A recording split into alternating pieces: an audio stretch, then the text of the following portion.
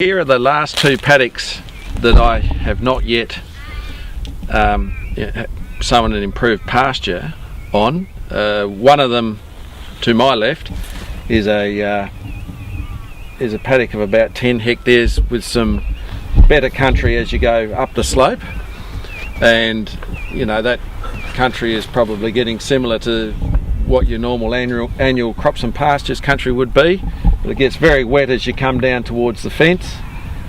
And it's a paddock that I would probably maybe just go for a perennial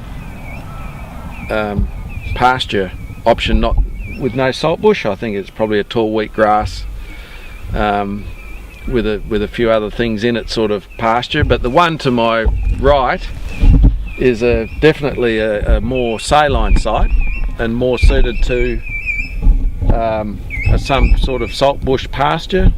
And I think there's already enough Puccinellia there to provide good understory, so I would think that you'd be looking at putting in either some seedlings or cuttings, or perhaps going to a direct seeding of saltbush.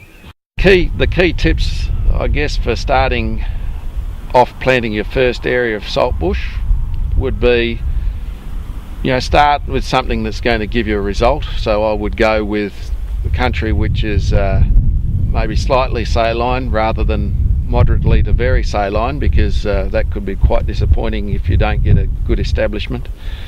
And really, if you've got a very grassy site, I think you probably look at going to a cuttings or a seedlings, because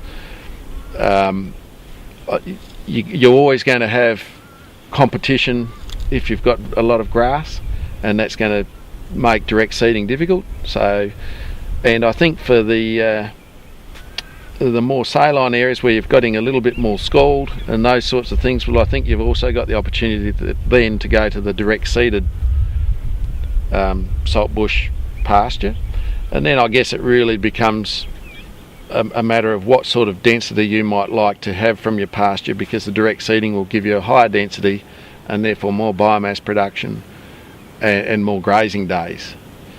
But not everyone has access to direct seeding gear, and so that may be a factor in your decision.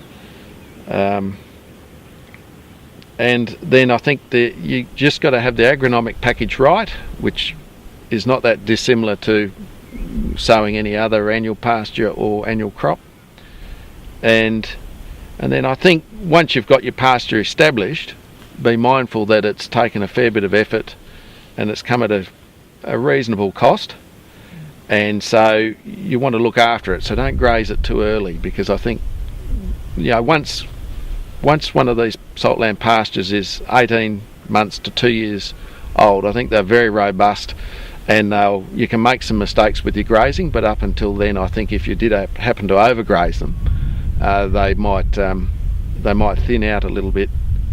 And I guess there is opportunities for funding, for fencing, and for helping with establishment of these sorts of pastures, and that all adds up, and that certainly helps defray a bit of cost. So I guess they'd be my tips.